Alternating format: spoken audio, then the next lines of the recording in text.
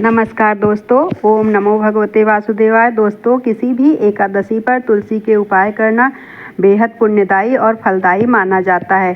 तो चलिए जानते हैं कि वो कौन से उपाय हैं जिनको करने से भगवान श्री हरि हमसे प्रसन्न होंगे और हमें पुण्य फल की प्राप्ति होगी। पर तुलसी के कुछ उपाय बहुत कारगर होते हैं, लेकिन खास तिथियों पर तुलसी के उपाय करने के साथ कुछ सावधानियाँ भी बरतनी चाहिए और इन सावधानियों का वर्णन पुराणों में भी मिलता है।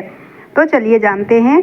पौष मास हिंदू पंचांग का एक विशेष महीना है। इस मास में भगवान सूर्य और तुलसी की पूजा का विशेष महत्व माना जाता है। तुलसी की उपासना और सूर्य देव की आराधना से जीवन में स्वास्थ्य, समृद्धि और सकारात्मक ऊर्जा आती है। इस साल पौष मास की कृष्ण पक्ष की सफला एकादशी 15 दिसंबर को है। इसके अलावा पुत्रदा एकादशी 30 दिसंबर को है। दोनों ही दिन माँ तुलसी से जुड़े कुछ उपाय बेहद लाभ पहुँचाने वाले माने गए हैं। एकादशी और तुलसी से जुड़े महत्वपूर्ण उपाय।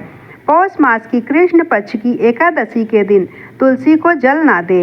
इस दिन तुलसी को मिट्टी का तिलक करना चाहिए। माता तुलसी की जड़ से थोड़ी सूखी मिट्टी लेकर माथे पर तिलक करने से निगेटिविटी पॉजिटिविटी में बदल जाती है। ऐसा करने से श्री हरि प्रसन्न होते हैं और जीवन में खुशहाली आती है। एकादशी का व्रत पूरा होने के बाद द्वादशी के दिन तुलसी और चावल का दान बहुत शुभ फल माना जाता है। यदि आपके पास तुलसी का पौधा नहीं है तो किसी को तुलसी का पौधा दान में देना चाहिए। दक्षिणा के साथ चावल का दान करना भी बेहद लाभकारी है। तुलसी को तोड़ते समय किन बातों का ध्यान रखें? पुराणों में स्पष्ट नियम है कि तुलसी तोड़ते समय कुछ गलतियां नहीं करनी चाहिए।